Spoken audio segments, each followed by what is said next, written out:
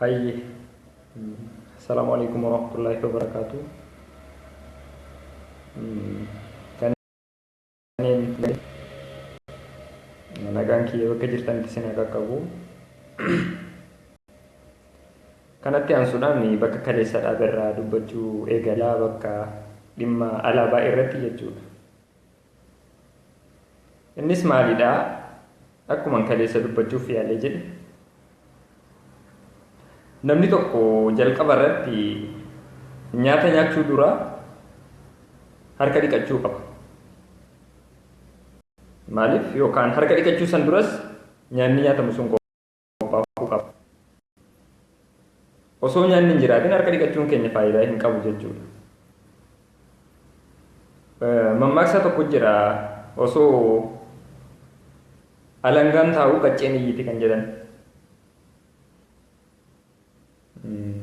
Qabsoon bakka biraa jira, uummanni Oromoo filannoo biraatti jira. Kallattii bifa alaabaatiin ol qabatee jechuudha. Alaabaa waraqaa yookaan xaaqaa irratti bifa adda addaatiin bocuun salphaadha. Sun hojii warra wayyaa diruu yookaan hojii shammaaneeti malee hojii qabsoo miti. Alaabaan dhugaadha. Maalummaa saba tokkoo, eenyummaa saba tokkoo kan ibsudha. Alaabaa maalummaa Oromoo ibsu, kaayyoo isaaf galma isaa ibsu, abbootii keenya irraa qabee nu har'a dhaloota ammaatiin osoo hin ta'in abbootii keenya duriitiin lafee fi dhiigni ilmaan Oromoo hedduun irratti caccabaa irratti dhangala'aa har'a qaqqabee jira. Alaabaa dhiyaatu haa ta'uu, tokkos haa ta'uu, lamas haa ta'uu, shanis haa ta'uu bifa adda addaatiin bocuun keenya faayidaa tokko nuuf hin qabu. Alaabaa tokkoon qabnu kana keessatti kaayyoo fi adeemsa isaa keessatti rakkina uumamee jedhe sirreeffannee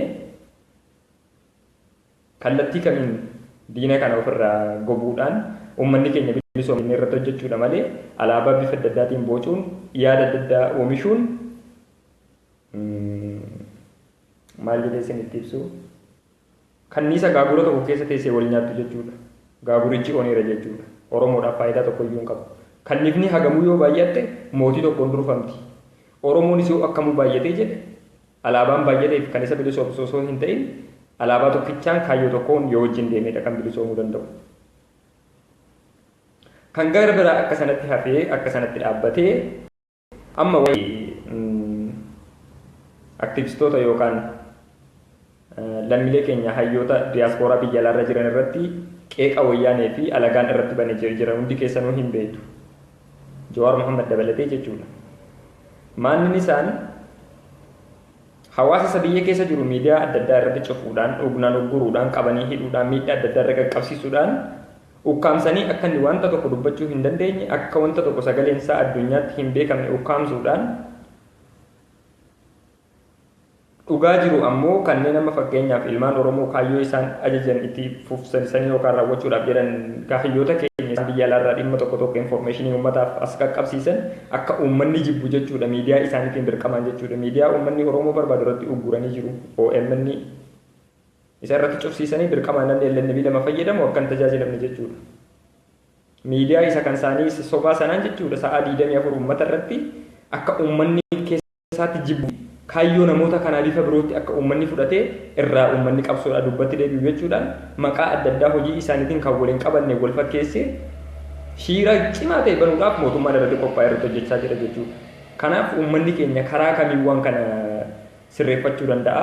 Uummata kana bira dhaabbannee yookaan sabboontota keenya amma qeeqna irratti banamaa jiru kana cinaa dhaabbannee sagalee isaanii bifa ol guddisuutiin maaliif namoonni kun dhimma Oromummaatiin alatti dhimma kaayyoo biraa akka hin qabaanne nuti ammoo karaa isaan deeman deemuudhaaf qophii akka taane isaan deeggaruu fi yaadaan bira jiraachuu qabna yeroo kanarratti. Maaliif karaa waraabessi seeneen sareellitti jedha Oromoon.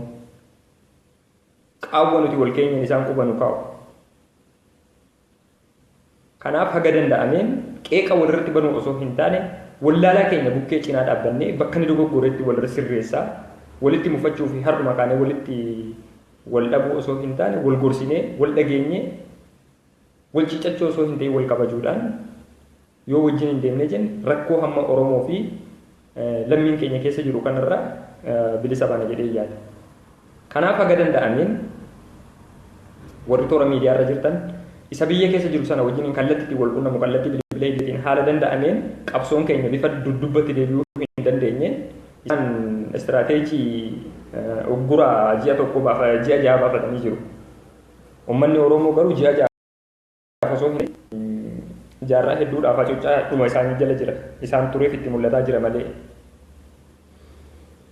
Awaajii jedhanii ji'a ja'a baafatan malee uummanni Oromoo yooma hacuuccaa jala jira.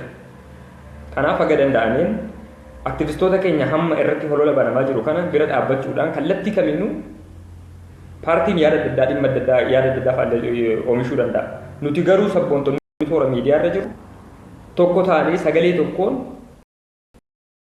dhagaa ofitti tokkummaadhaan adeemuun jedhaa bilisummaan kan Oromooti ulfaadhaa galatoomaa halkan gaarii.